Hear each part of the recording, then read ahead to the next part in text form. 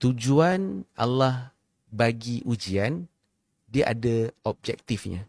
Dan kenapa tak berubah hidup kita walaupun diuji banyak kali? Sebab mungkin kita masih belum lulus ujian tersebut. Maknanya kita masih fail lagi.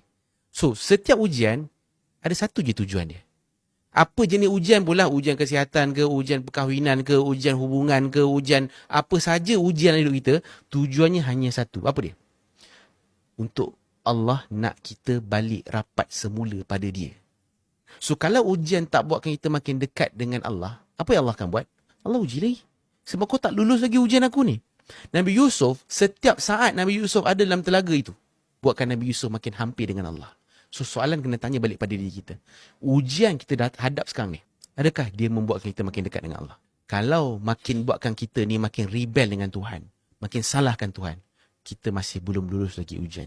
Walaupun kita boleh keluar daripada ujian tersebut, tapi kita tak dapat ketetapan kedudukan, diberikan nikmat dan makin dewasa. Kita tetap orang yang sama walaupun ujian yang sama berkali-kali datang dalam hidup kita.